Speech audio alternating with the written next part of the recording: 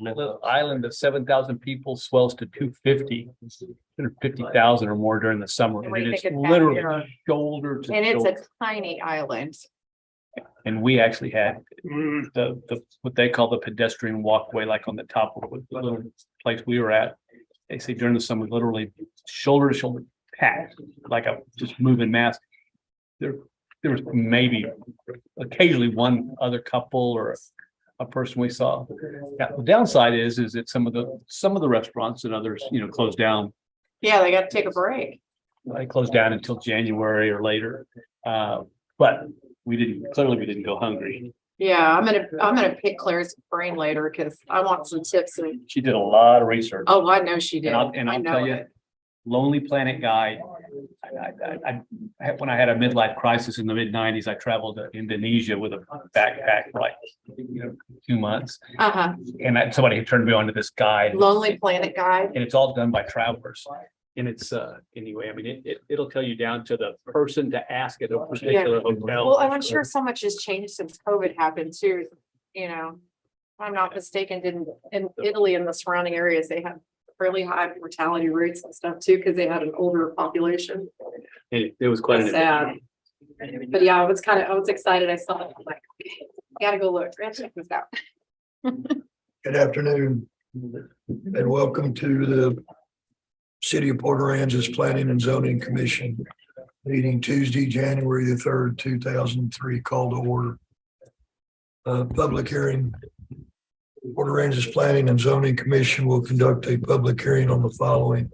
Please limit comments to 3 minutes or less. I'm gonna jump in here and take over the reading so that Nick doesn't strain that voice anymore.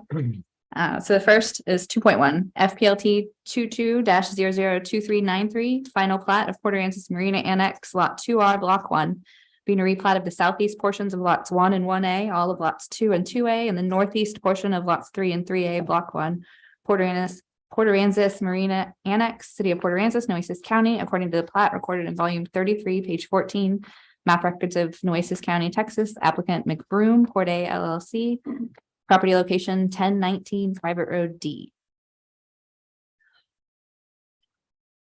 So we'll move on to 2.2 FPLT 22-002611, final plot of Port Aransas Marina Annex, lots 8R and 9R. Block 1 being a replat of all of lots 8 and 8A, all of lots 9 and 9A, save and except for the north 5 feet, Block 1, Port Aransas Marina Annex, the City of Port Aransas, Nueces County, Texas, according to the plat recorded in volume 33, page 14, map records of Nueces County, Texas. Applicant, the estate of Vernon L. Helmke, deceased, Karen H. Rogers, executor of trust, property location 1010 Private Road E. 2.3 PPLT and FPLT 22-002609, preliminary and final plat of Marisol Subdivision Unit 2, being a plat of 23.11 acres out of the Edward Hall Survey 588, land script 227, abstract 160, Nueces County, Texas, and being a portion of a 25.559 acre lot.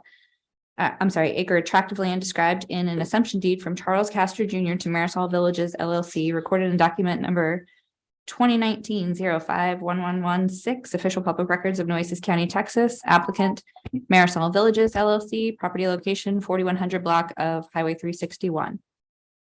And 2.4 PPLT and flexible development 22-002610, preliminary plat and flexible development request for Las Brisas subdivision FUD, being a replat of Lot A, Block 47, state land surveys on Mustang Island, Nueces County, Texas, a map of which is recorded in volume 56, page 126, map records of Nueces County, Texas. Applicant is Krisha Property Holdings LP, property location 2530 South 11th Street. Thank you. Item 3, citizens' comments and reports. At this time, comments will be taken from the audience on any subject matter. Please limit comments to 3 minutes in accordance with the Open Meetings Act. The Planning and Zoning Commission may not discuss or take action on any item that has not been posted on the agenda. Mr. Leah. David Lehman. Good afternoon. This is for the development that is going to be around the Royal Palm complex and taking a look at the concerns that we have. They are as follow. First of all, the most important one is the drainage. We've had severe drainage issues that have gone on in that development. And I don't know if everybody has a picture of this, but I'm more than, They do, yeah. okay. And it's been a major concern for the folks that live right around in that area. And any new development's going to have the appropriate type of drainage that needs to be installed. So that way we are not flooded, because we are already experiencing flooding situations in that area. Not to the point to whereby water's getting into the house, but it is just not passable, or you're definitely going to have, people are already having problems. And that's the number one concern that we have. The second concern that we have is the looking at the plan that's been proposed. Certainly, it looks like there are going to be lots that are going to be sold, is what I understand. And that being lots that are going to be sold, some people are going to have pools, possibly, some are not going to have pools. Well, we have our community pool. So what everybody needs to consider is the privacy. That people are just not coming into our area to use the pools. And there's got to be some level of privacy that's going to have to occur. Whether it's building a fence around the area that'll keep us secluded from the new development. And that's another area of concern that we have looking at this.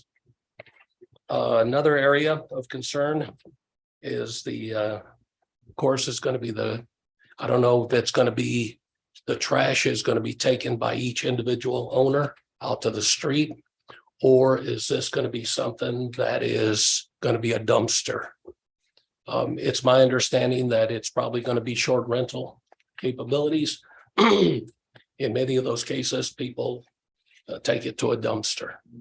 And it's a level of concern, because what it can do is attract a lot of rodents. And that is a level of concern as well. And for that reason is that we're here to, make those concerns known to y'all, whether you call it a protest or you're calling it, we're just here to make sure that those are taken into consideration, which are very important. Nobody wants to see the value of the properties that we have bought diminish. And it's not healthy for something like that to occur. And that's why we're here to voice our concerns and all. Thank you. Thank you. Thank you. Yes. Ed?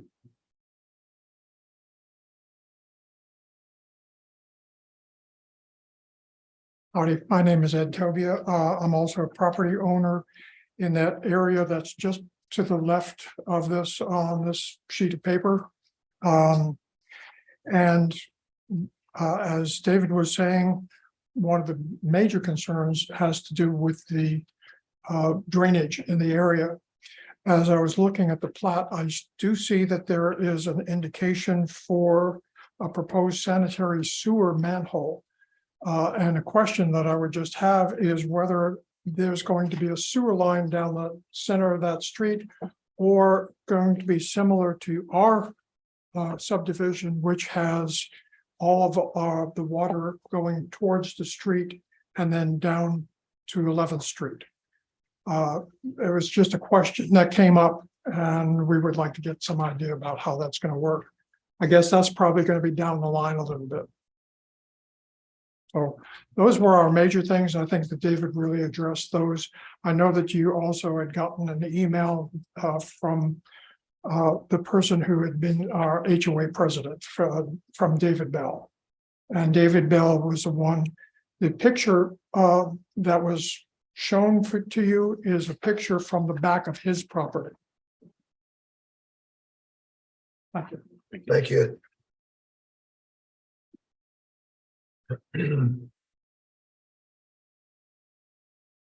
Item 4, items for consideration. Discuss, take action, or pass any of the following. 4.1, discuss and take action on minutes from Tuesday, November 29th, 2022, regular planning and zoning commission meeting. I emailed those all out to you guys today. Hopefully everybody had a chance to look at them. If you've got any comments or concerns, Make a motion to pass item 4.1, the minutes from Tuesday, November 29, 2022. I second it. You have a motion from Mike and a second from Leslie. Marty Phelan, Yes. Barney Farley, Yes. Leslie Smith. Yes. Craig Scott, Yes. Nick Lorette, Yes. and Mike Dayan. Sorry. Yes. Called this in the opposite order. Motion carries. Item 4.2, discuss and take action to confirm that BFDP 22002607 is consistent with the coastal management plan. This new permit is an amendment to BFDP 212824, applicant Christopher and Christina Harrison, property location 849 Park Place. Rick? Thank you, Mr. Chairman. So this was mentioned in the detail. This is a dune permit that was previously approved by planning and zoning, but has now had a couple of changes, as they refer to as amendments. Significantly, the offsite mitigation, original offsite mitigation site was no longer available. The area they're proposing is over by the county's, what I'll call the old bathrooms. There, the diagram's pretty descriptive and it provides a good visual for where they're proposing. I believe the original amount of mitigation was 570 cubic yards. This is a little bit more, 679. I remember something like that. I think it's 574. I think it's 574. I think the proposed mitigation may be a little more. a little bit greater, but nonetheless, the site, I did reach out to Scott Cross. Now again, obviously the county, whatever the action is here, should it be an affirmative action, the county would still need to approve that. I think they've had a conversation and discussed that. It seems like there's willingness. It's certainly a viable area for mitigation because it's a low area for those that have driven that or maybe went by there in advance of the meeting. They have approval from the couldn't county. We just didn't get a letter. saying Yeah, that. I wanted to try to get something, but so That was a comment that Urban had. it, like I said, obviously it's subject to that, but I know they had discussion, so it sounds like they've already gotten further than that. That's really it. The purpose of the purpose of the dune permit, as it was, Park Place, as you know, is an existing subdivision. It's landward accessed, but they wanted to build a pool and some stuff back in the critical dunes, impacting, around 600 cubic yards. So that's the purpose for the dune permit. As you'll notice in the review, it is consistent with our coastal management plan. I'm sorry, what? Yeah, so that it's changed a little bit since we submitted it to the packet. And originally this dune permit that was approved by you guys and had the offsite mitigation in the RV park, when the RV park sold, the new RV park owners did not want the mitigation there, which is why they are proposing this offsite location. Since we've sent out the packet to you, they have actually got into conversations with the RV park owners who do seem like they are going to allow them to mitigate on site, on that original site. So we kept this on the agenda to move forward with it, just in case that talk fell through. This dune permit still needs some work according to urban engineering, so we don't have that final approval from our engineer. Thinking of the other So side. our recommendation would Thank be just to take this and postpone it to the next meeting unless they can come up with that conversation that allows the original dune permit to remain in place. So if the Thank new you for that. RV park owner works with them, then they wouldn't need this permit at all. right? Because they have the previous permit that was approved at the end. Just The other side. Correct. This had they worked out all the issues with this dune permit and you approved this dune permit amendment today, they would have the option to do either one. This doesn't really prevent them from bringing it back to the next meeting if they can get those worked out. But city staff recommendation at this time is going to be to not approve it. Thank you. I believe that one. Thank you for correcting me on that one. No, I mean, it's confusing with the Yeah. two permits in there. We need to pull it or did you just pull it? We need a motion to pull it. We can Yeah, just we not can take just- action. Make a motion to postpone it to the next meeting. Yeah, I'll make a motion to postpone to the next meeting. Second, That was a motion from Craig and a second from Mike. Correct. Leslie Smith. Yeah. Barney Farley. Marty Phelan. Yes. Craig Scott. Yes. Mike Dayon. yes. Nick Lorette. Yes. 4.3, discuss and take action to confirm that BFDP 22002608 is consistent with the Port Aransas Coastal Management Plan. Applicant seeks to construct 2 dune crossovers, property location 3900 Highway 361, Palmilla Beach, Village South. I don't know. Let's see if I can get this one right. It's what happens when I go away. All that great food. Yeah, No more vacations. I'm blaming it on the souvlaki. Is that it? Yep. All right. Well, this one is pretty straightforward. It exactly as it implies. It's 2 walkovers for the Palmilla Beach Village South subdivision. If you look at the diagram, I know the first thing that comes out at you is when they're requesting 2, but when you look at the subdivision layout, you look at the number of homes being served, it's certainly not inconsistent with what we see on the beach relative to the number of subdivisions. Some of our other ones down south have similar arrangements, just again, servicing that. So I don't, we didn't feel that there was really any question with the need for the 2, in our opinion, as we found with our reviewing engineers in agreement.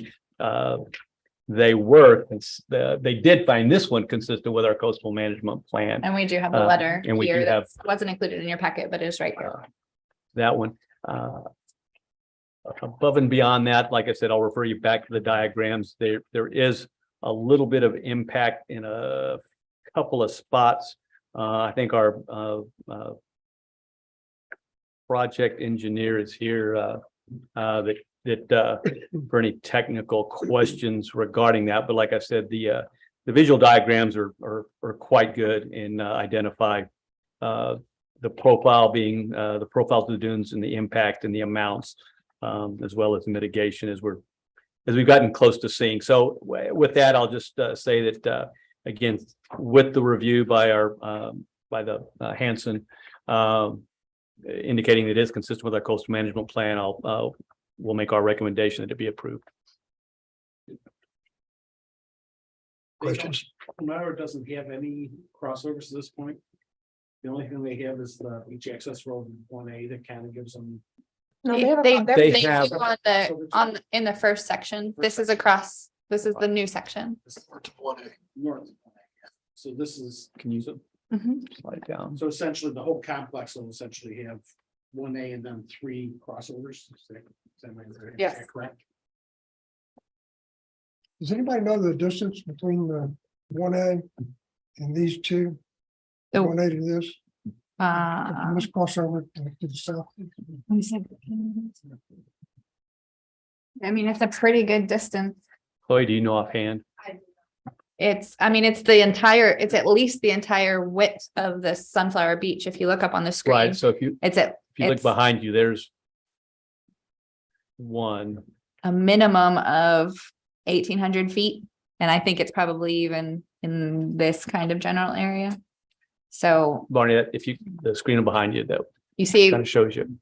the beginning of that yellow line is on 1A. This is the approximate location, and that's about 2,000 feet. Is that a One. Google distance, Larry? Yes. The yellow line. It's a decent distance. Yeah. And then in between the two is a fairly good distance as well. Well, I'm inclined to ask if I know it's nice and convenient, but is it necessary? I'm inclined to ask if it's necessary. For the amount of homes in the area and the amount of people there, it is a necessity for the complex to have. Chloe, just additional- state your, just, I'm direct. Chloe Norton. I work with Urban Engineering. I prepared this dune permit. For the amount of traffic or for the distance? For the amount of traffic in the area, the amount of homes in this subdivision, it is within reason to have multiple crossovers for the amount of traffic that's going to be traversing back and forth to the beach within this subdivision alone. So there would be a lot of traffic going to one place if you didn't have a second crossing. Well, you Yes, just got a that you just got a massive master plan community. If this was broken into smaller communities, you'd see more walkovers throughout this whole area than what we're proposing. And if they were allowed, Well, if you kept the original tract width, which was about 300 feet, you would, if you had a crossover every 300 feet, I think you would have approximately 6 or 7 crossovers, and we're only proposing 2. yeah. Okay, I get it. Yeah, and the other issue too, that the other side of that what we've learned is that we also hear complaints on traffic on 361 getting busier and busier. Again, there's an argument to be made in the folks that are working on our comp plan, and we've had these discussions, is that by allowing either golf cart, pedestrian, allowing some of that traffic to get to the beach via these walkovers, it keeps the vehicles off Highway 361 to a certain degree. How you view that benefit is that's a personal issue, but it is something I think that merits consideration, because there is some value there, and we have determined that there is some validity to that. Well, it's gonna keep stuff off of 1A too. Correct. Yes. Well, that's One, access it's road one. one, not one, One, not 1A, but 1, and but yeah. correct. That's true. Keep it off that. It's a lot of Property houses, safe. a lot of houses. And like I said, I'd be remiss if I didn't mention that, not that I really have a personal feeling one way or the other, is that, and I've said it before, that the newer designs of these boardwalks as of the last really probably 8 to 10 years have been more and more responsive to going up and over and actually impacting less.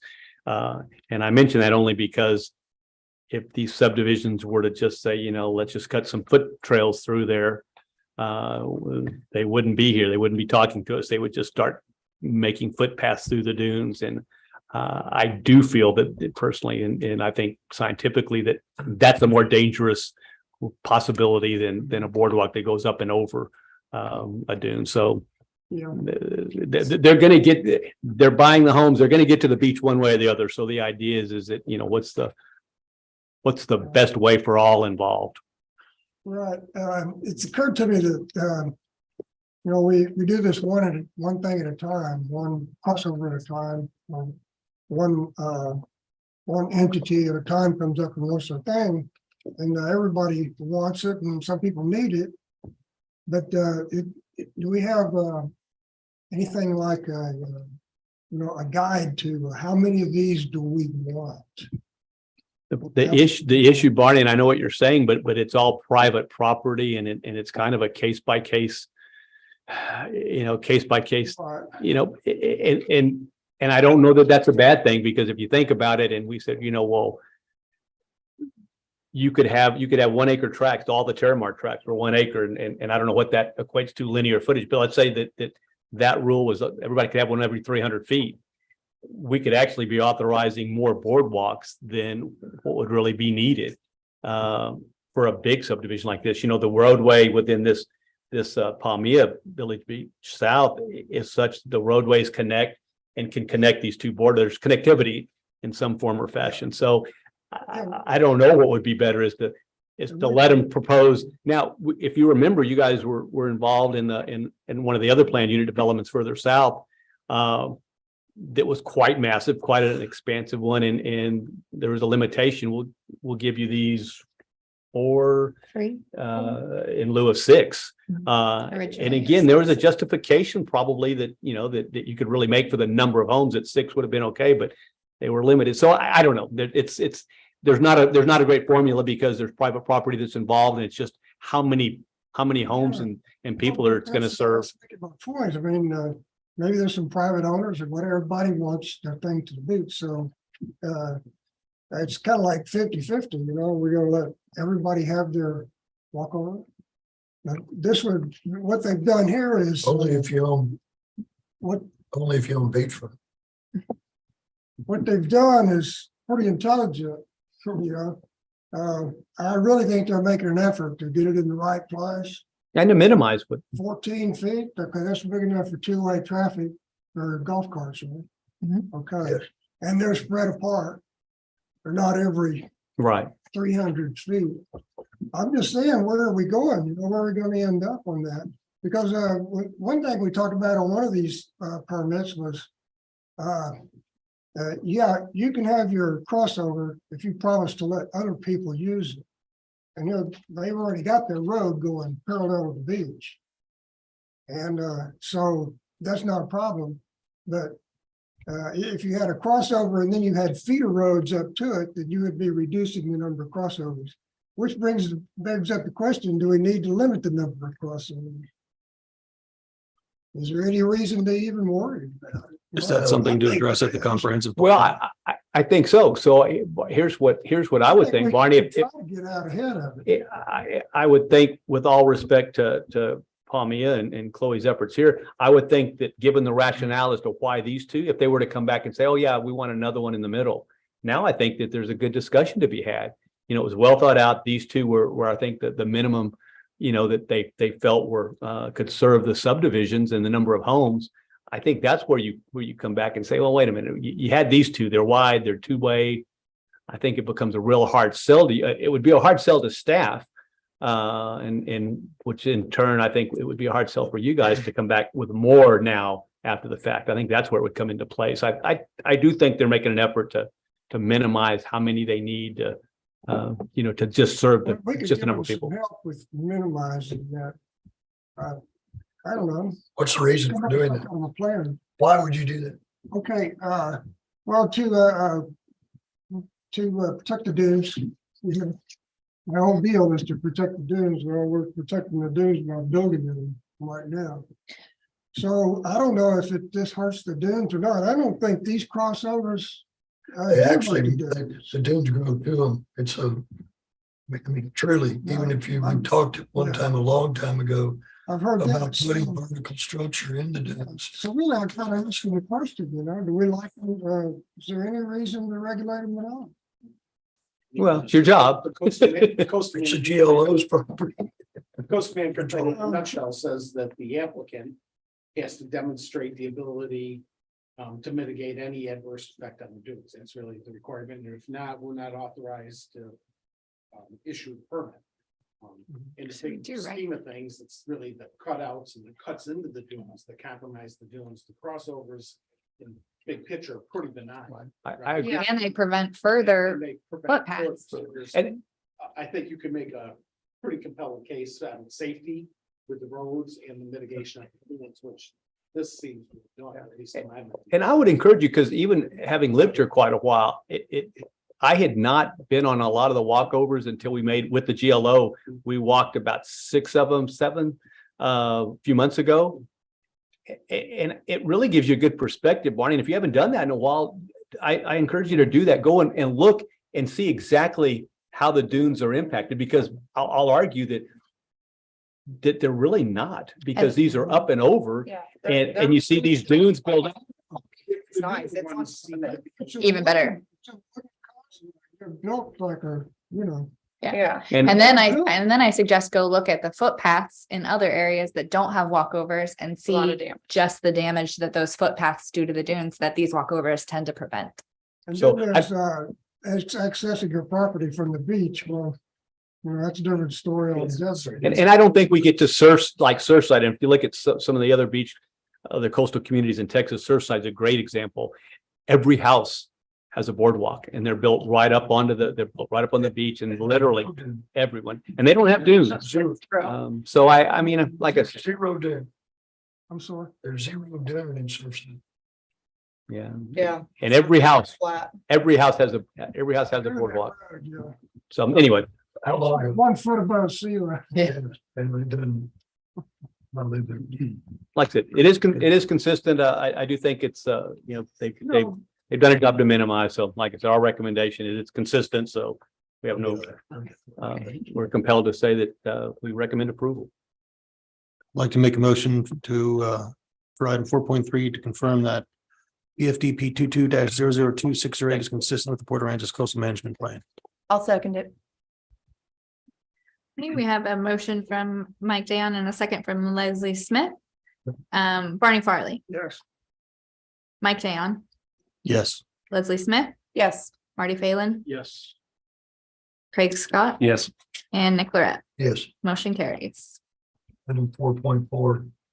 Discuss, go ahead. and do that. Okay, discuss and take action on FPLT 22-002393, final plat of Port Aransas Marina Annex Lot 2R, Block 1. Applicant McBroom, Porte LLC, John McBroom Jr., property location 1019 Private Road D.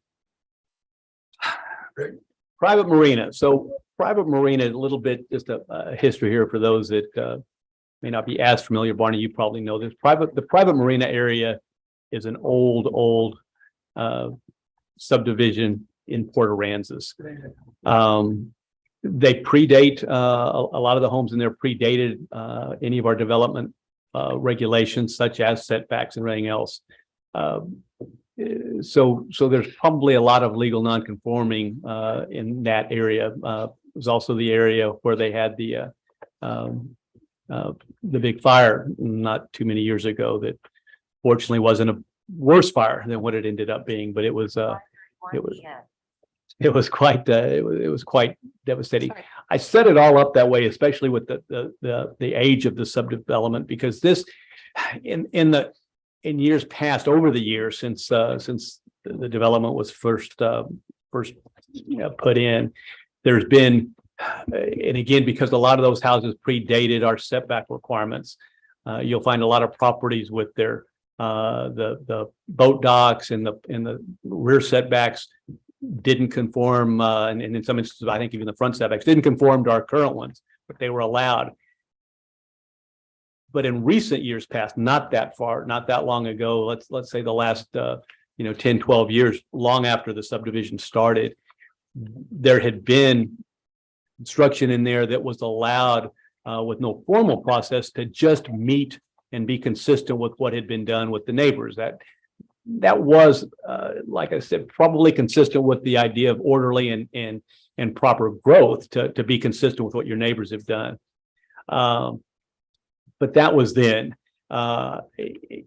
In this day and time, we really think that we would still rather formalize that process, still believing that there is for the orderly development of that subdivision that has grown and it had so much construction that predated our existing setbacks that we don't disregard that concept, but we do go through a more formal process.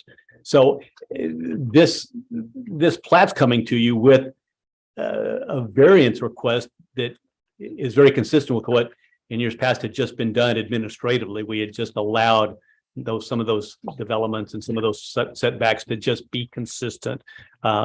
This is just kind of taking a step to do it in the proper way, more formal way, by actually bringing it to you and then ultimately to City Council for approval. In this case, it's via a plat request. So that when you see the terms variance, that's exactly what we're talking about, is the setbacks that are consistent with what's already there in that old subdivision, but that does constitute a difference from where our current setbacks are today. And so does that lay it out pretty well But there's nothing new here, right? Every drawing I looked at, there's 5-foot setback there all the way around. Which is what they're 5-foot proposing. setback, 5-foot setback. what they're That's proposing, what they're proposing. which is what you find with most all of the structures there. So to impose our current one now, It's not 5 foot right now. yeah, The code's not 5 foot right now. It's 20 So, in the front. Yeah, so right now it doesn't, the plaque drawing that you're looking at doesn't meet current code because it doesn't have a 20-foot front setback. See the 5, Oh. wait, so technically it the five- would be like 20. Correct. right. So Yeah. so the I get it. so the 5, Barney, yeah, goes back to what their standard was when that, What you said, right, what they were required to do. But like I said, three What- diagrams, I'm seeing 5 feet everywhere, but and that's existing. right. But- Well, No, that's what they're. no, That's that's what what they're they're proposing. proposing. right, that, The requirement is 25, right? And they're- 20. on the, It's 20. on the very old plat for Port Aransas Marina Annex, there are no setbacks drawn in. So anytime there's no setbacks drawn in, you have It to defaults use city to standard the city setback. standards. They are taking two portions of lots and actually making a new plat and proposing the 5-foot setbacks on there. So to draw them on the new plat, we have to come, Okay, McBroom, he doesn't have, all he has is a rectangle. That's the only thing on his. But the next one over. Okay, well, y'all proceed while I satisfy. But does that kind of make sense? Blind here. Right. 'Cause, But like I said, there's been a handful, I can't give you a number. But there's been a handful over the years that all of this has just been done administratively and there's notes and files that say, yeah, just be consistent with your neighbor. And we're just taking that and formalizing it so I that have just it's one done. question. Sure. Of all the people that notified, anybody contact you guys? No. That was all I wanted. That was a huge list. I'm probably because they have They all are in the same. same situation. Yeah. that's what I'm wondering. It was like on that and the next Sure, item. now I suspect that we probably will hear from some of them prior to council meeting because the notification requirement was over the Christmas and New Year's holidays. So my guess is Yeah. that slowed some people down. But But it's not a big any, list. it's not anything that the existing property owners don't already have already taken advantage of, or that we would continue in the future to make the same recommendation for anybody that were to bring us something in the future. It's just consistent with the orderly development of that particular old So subdivision. neither of these show the existing. so that's not the plat that we're talking about right now. This is the next. That's the Tells next. me nothing. I don't see any old lot lines or anything like that. On the, It explains it, but it's just a rectangle. The one from McBroom. correct. It's just taking portions of old lots and making them into one lot. Combining, sure, I Yeah. get it. I get I it. can bring it up what it looks like. And then, but here, okay, neither one of these gives us the existing or the previous setback. Is that correct? Because the previous plat did not have setbacks listed on it. There were none. There just would have been shapes. It would've just- It predates our ordinance at the time, but any plat that does that then is still subject to our current setback. Since he's replatting, then he's obligated to follow the codes. and He would be obligated to follow our existing, but that would be inconsistent for the neighborhood and Okay, well, I appreciate you clearing that up. Okay. I don't see any old setbacks or anything. because there are none, and that's one argument sometimes when we do have new plats, somebody says, why don't the building lines show up on there?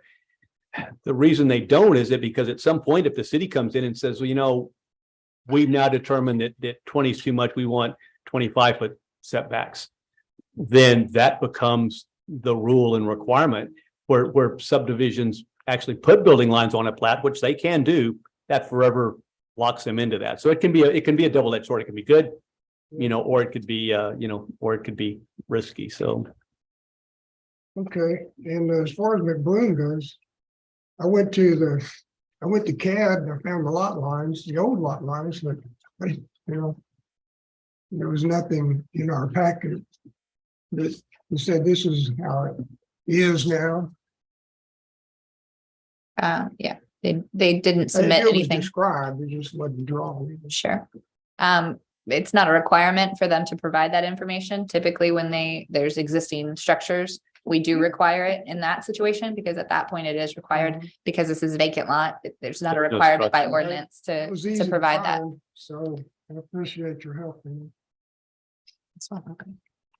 Any more discussion or questions? it. I think some of these houses were built before we even had code. no, Yeah, oh, yeah. oh yeah, they were. Ready to motion? Make a motion. to approve. Second, Okay, Marty Phelan made a motion that Mike Dayon seconded. Leslie Smith, Yes. Marty Phelan, Craig Scott, Yes. Mike Dayon, yes. Barney Farley, Yes. Nick Lorette. Yes. Motion carries. Can I ask a question about this? Does this mean that this variance makes it easier for it to bleed out into other places? Are you asking if approving this Set the variance set the precedent. precedent? Yes. No, sir. It doesn't- Everyone is on a case by case and it would be rare that we would be. It would be rare that we would be strongly supportive of one. Only, like I said, this is a classic example where we were, it's just an old subdivision that, It's a done deal. yeah. Sort of like a grandfather deal. Yeah, if a brand new subdivision came in with this yeah. request, there wouldn't be a chance that you guys would look favorably on it. It's because of the circumstances of this that make it But what about new construction? right. What about what, Barney? What about new construction? Right, that's what I'm saying. If a new subdivision wanted Yeah. to propose these setbacks, I Yeah. can't imagine that you guys would want to allow that. For all practical purposes, everything in the marina now has a 5, can have a 5. It always did. I mean, effectively, it kind of always has. Like Rick said, Yeah. we've done this throughout the years. The rebuilds after the fires, after the hurricanes. We're just doing it in a more formal way now. Has anybody asked for variances before? No, and we've actually had plats that have come in to replat portions of property that they wanted to build on because having a plat is a requirement for a construction permit. And they have just met the 20-foot setbacks in order to not have to go through anything because they wanted to be set back.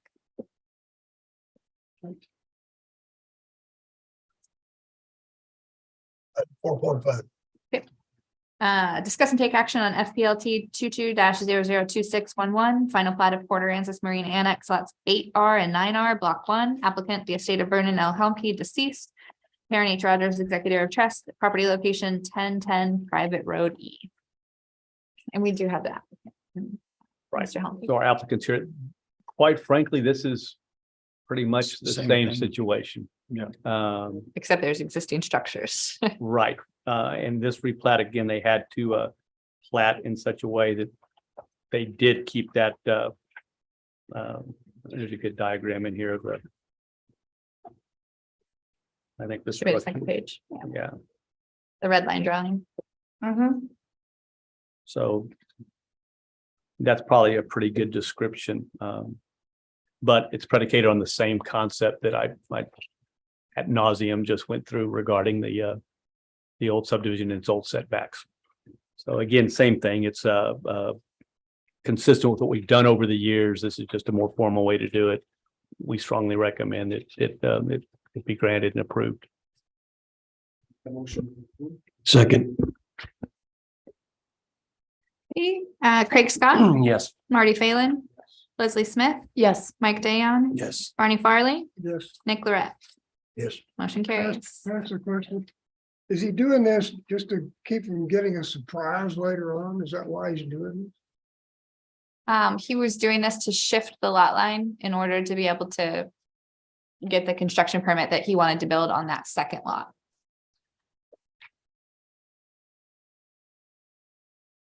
On the one we just passed? Correct.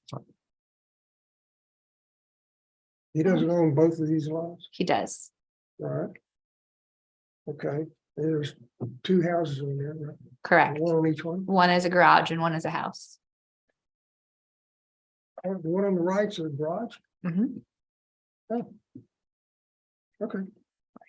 Thank you. And you'll be glad to know it's an R1 subdivision, Right. so there is no short-term rental. So Well, there's a vacation rental that's right there, according to Google. Item 4.6.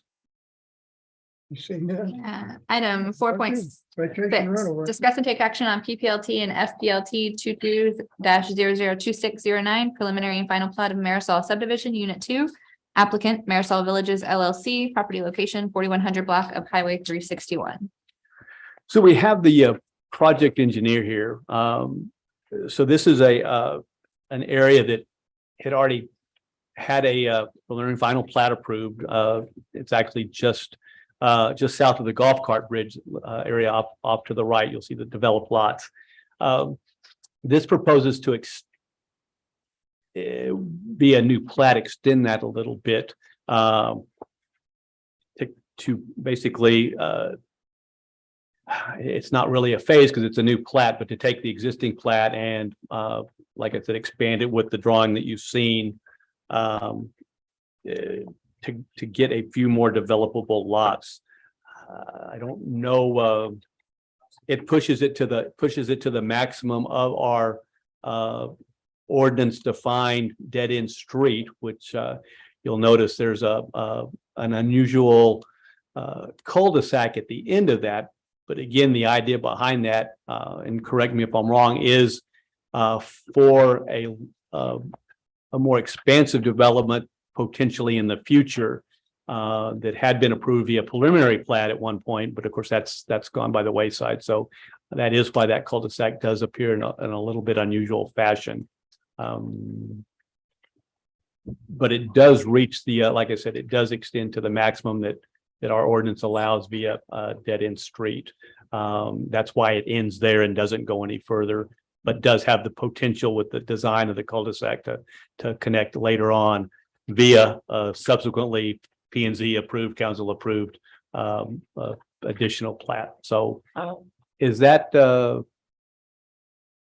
I get that mostly right? Anything to add? Stephen Grumall with Urban Engineering. Yeah, basically the previously approved preliminary plat and final plat showed the street to dead end at one point. So we were just with this revised preliminary plat and phase 2 plat, going to push that cul-de-sac further to the west to maximize the longest street, dead end street we could have. It does get him 4 additional more lots than the original preliminary plat showed to have. So he is gaining those additional lots by doing this.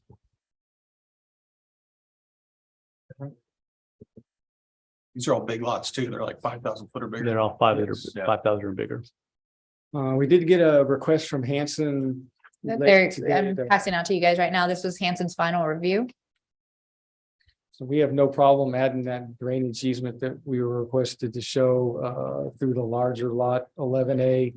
So we have the capacity to convey drainage to the flats. Well, more than happy to take a conditional approval to do that and get it on there before it goes to council. Yeah. So any motion made would be subject to adding that drainage A easement. reservation of that requested drainage easement, which we're supportive of.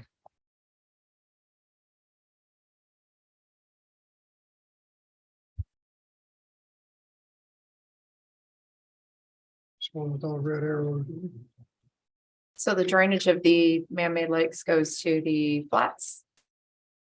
Yes, Okay. West, west.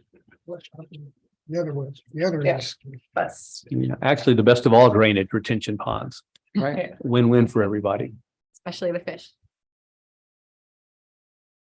And there must be bait there because I always see people in there back in the back, There's a lot of people back there back in fishing. the back, getting your baits. I don't know if you know that. A lot of ducks too. Are there? Lots of ducks. There was even ducks in the Palladium pond when I drove by today. In here somewhere that they, there's actually 1 foot elevations back in there, Excuse me? like in the back of the lot or just outside of that where the red arrows are showing the drainage. That's just the intended drainage Flow. once that area is developed, we'll basically construct some more At this man-made time. lakes that connects it to the All flat. right, somewhere there it said some of that property is 1 foot above sea level. So, Yeah, there are some existing low areas that will dig even lower to create additional man-made lakes. Yeah, zoom out. And there's already some, not on this particular property that's owned, but you'll notice that a lot of those on that bay side had done those. Had already dug similar type retention pond lakes.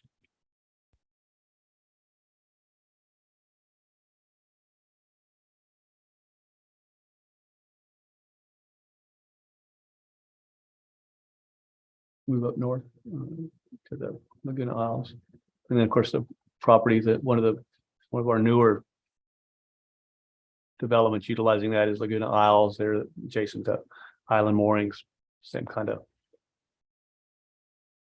thing. Any other questions for Stephen? How many more additional lots does that create? It's 4? Yeah, he gets No. 4 additional lots by doing that. Yeah, I keep forgetting that was part of that was the original plat. The cul-de-sac that there right now is just kind of temporary. Correct. But it's Yeah. not 4 in addition to what he's got on hand right now. It's 4 more than the original preliminary. Correct. But a total of, with this new So- section, I think Or- we'll- 3, 5, 6, 6, 7, 8, 9, 9 22, additional lots. 9, yeah, I mean, obviously these are lots too, but not. all 5,000 or greater. Oh, yeah. All those estate lots now. Oh, there's giant. I'll receive a motion if there's no more questions. Make a motion to approve item 4.6 conditionally that a drainage easement for the subdivision outfall and storm pipe into block 1, lot 11A is completed. A second, So we have a motion from Mike Dayon and a second from Barney Farley. Craig Scott, Yes. Mike Dayon, Yes. Barney Farley, yes, Leslie Smith, Yes. Marty Phelan, No, and Nick Lorette. Yes. Thank you. Thank you. Yeah, Marty, can I get Thank you, a, David. yeah, I'm gonna Just get, like- reach out, I gotta get some definition of what constitute a change and or revision is the stuff coming in the middle of the meeting. I just think. They're so funny, man. You're prepared for it. All it says, you can read it. We'll let you read it right now. I appreciate the time. I don't need it. Alright. I expect complete and accurate information presented. Thank you. but, and I'm, again, just, I know you made that, you made that comment to Every council, time. but just, like I said, It's not impressive. I mean, there is no time limit on these meetings, and the problem is we do have a statutory time limit as we tried to say on these plats. So if they, I'm just gonna reach out to legal and see what I can. Yeah. And find out. That's all. yeah, but I mean, not to throw the colleagues under the bus, but Is there any ordinance that requires everything to be in our hands by a certain time period without any revisions? no. Council would never vote anything Do we- in if they- Do we strive for that? Absolutely. Does the shot clock, the statutory shot clock present a problem for us? Yeah. I mean, theoretically, your option is legally, we have to give a reason to for a denial of a plat. It wasn't denied, but I like to keep a record. You could vote no and then come back, with a special meeting 72 hours later. You could reconvene, or you could just take a look. There's no limitation on the amount of time. If you just say, I want to recess and I want to look at it. I just want to give you the options. I understand. I'm just saying, it's not about me. It's not about this zoning and planning. It's about the people that live here in Port Aransas that these proposals come up to. They have a right to review them, and they need to be, submittals need to be complete and accurate in all material aspects. For us to act, council to act, and for people to make an informed decision. That's my process. I'm gonna reach out to legal That's fine. and I will see if I can get But- some better But definition. for the rest and for the record, I I understand, and for the people that are watching, there's 2 public hearing notices on these plats. People are welcome to show up and talk about it. And for these things that come up that you choose to either act on or recess to study and everything else, they have that opportunity. And then, of course, it's the same thing at council again. They're given plenty of notice so that they can come and be part of the process. That's why the public hearing process exists. And I understand your dilemma, and if there was any possible way we could do it, we would. But short of convening meetings every 72 hours, which we'll do, we get paid one way or the other, Well, I'm sure, I'm We sure these don't. elements are not unique to Port Aransas, so. but I just, Marty, and again, as you reach out, I'm gonna give you my opinion, and it's not a legal one. But to deny a plat based on what you just did, I don't feel, as your staff representative, is a viable legal cause to vote a plat down. But if you're gonna reach out, ask that question, because I won't. there's not an ordinance, as Craig asked, and actually it was a segue, I didn't pick it up, but there is no ordinance that says that you have to close this meeting. So it's not a legal reason to do it. I'm just So I'll warning you that. So as an example, if you come in with 3 pages of documents and drop this much is a revision. When is too much, and when is the public and when have we short cycled the system? So now we're saying this is too much. When it's a But substantive one change. page or an editorial might be enough. And that's all subjective. So I'm gonna reach out to get some legal advice. Subjective And we will- legal advice. Pardon? You'll get subjective legal advice. Our city engineer would say, Yes. I believe that our city engineer would say, this is a substantive change that Substantive. we, whatever, sorry, They're both approved right. pronunciations of the word. So, And they would require more time to review it.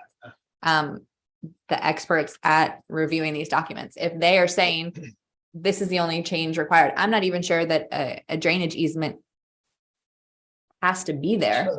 They're requesting it. I don't believe that that's required by ordinance either. So this change is to make the plat cleaner, not even to make it comply with any of our ordinances. we're not gonna solve the issue here, right? Right. Rick, I voted. But we Rick can- asked this question, I gave it, we can carry the conversation offline.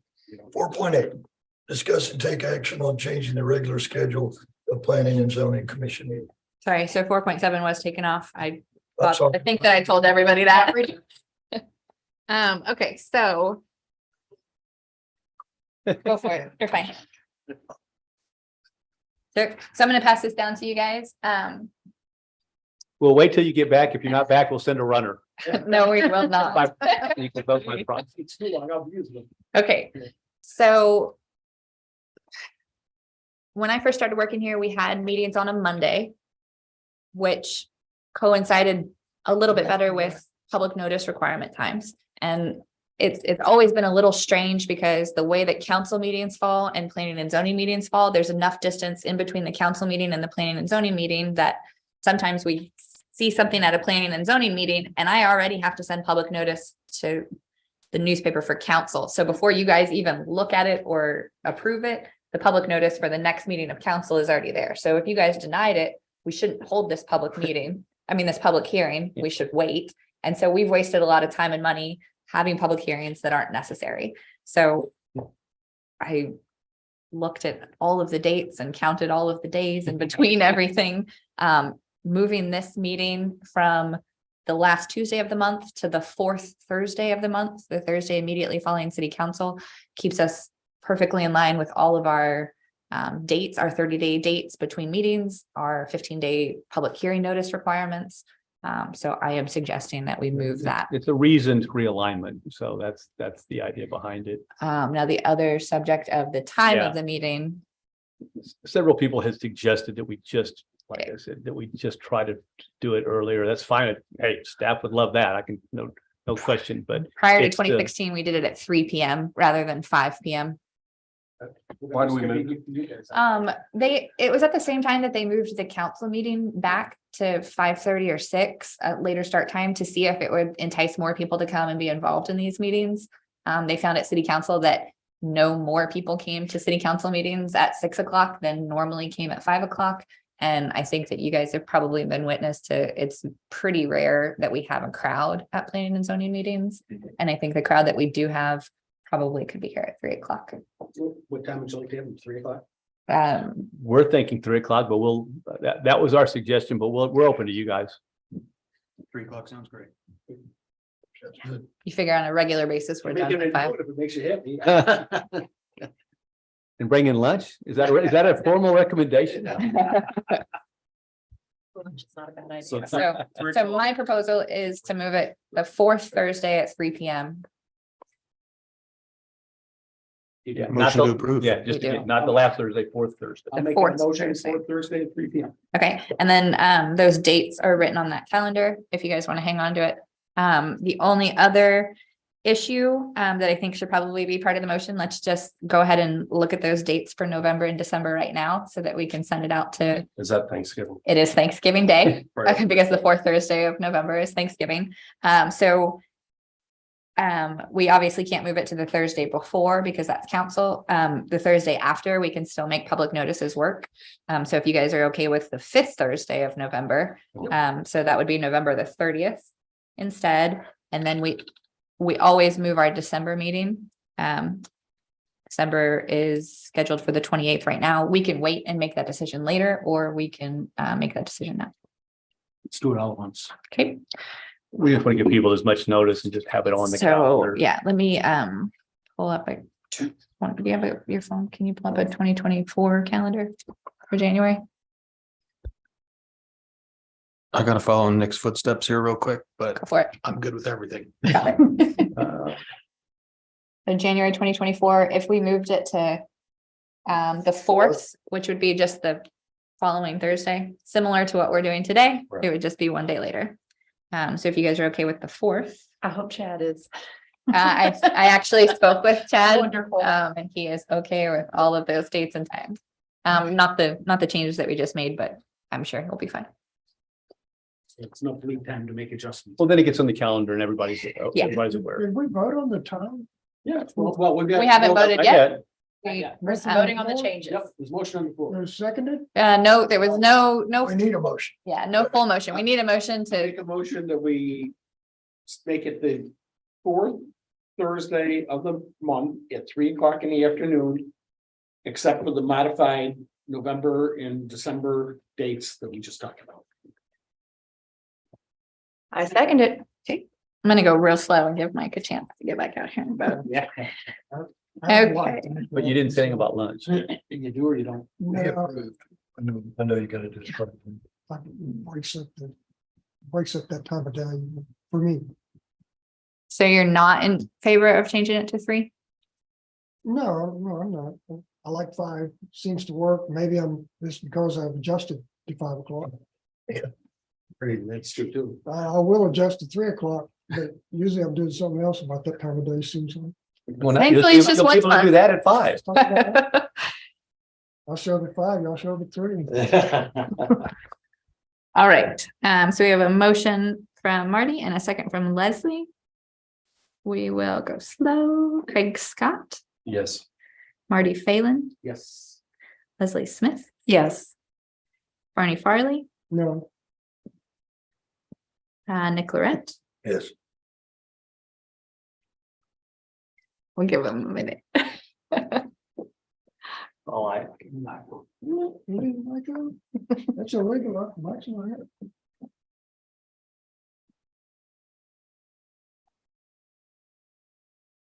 It got quiet all of a sudden. Yeah. We said 3 p.m.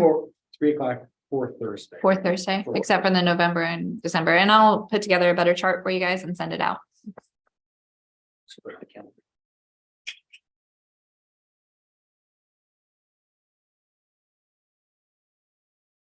should all clap. Is that what we clap? Will we still get our packets on that Friday, Nope, so you'll probably not until that Monday, Monday? right? Okay.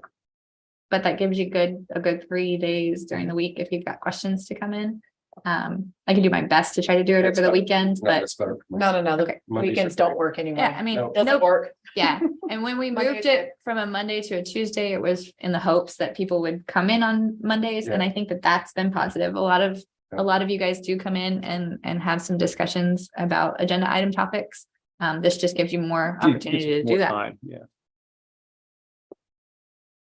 And I won't have to come in on my days off anymore. And you'll be saving the city money. Yep, I won't, Changing your vote. I won't have to stay, we won't have to stay after hours. So the more, Won't have to come in on Saturdays. It's lovely. the more staff budget you save, the better chance of keeping our taxes low. Oh. I can probably say that our salaries do not increase the taxes much at all. Is there a washing machine back there? Generator. Huh? Generator. Their AC and a generator for the whole building. You hear something? It sounded like a washing They machine a heard minute washing all ago. the I think it was the clothes. generator running a cycle. Wow. That's loud. Or 40-year-old generator. That I love. Got us through Harvey. Complain. Generator? Is there Not any a- discussion not a about compressor? new city hall building or Mhm. renovations or something? I mean, with all due respect.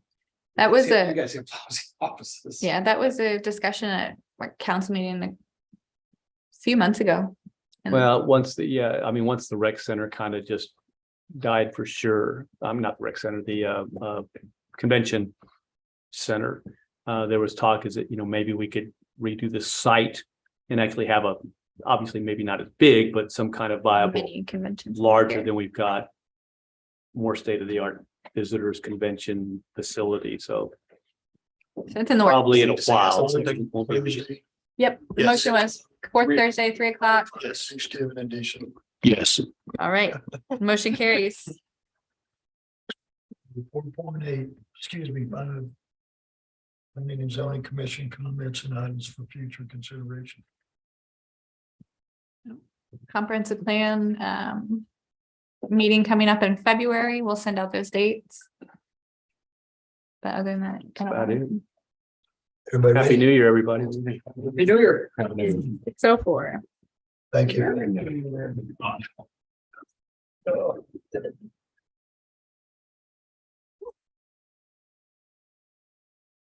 gonna go home and eat boring American food. We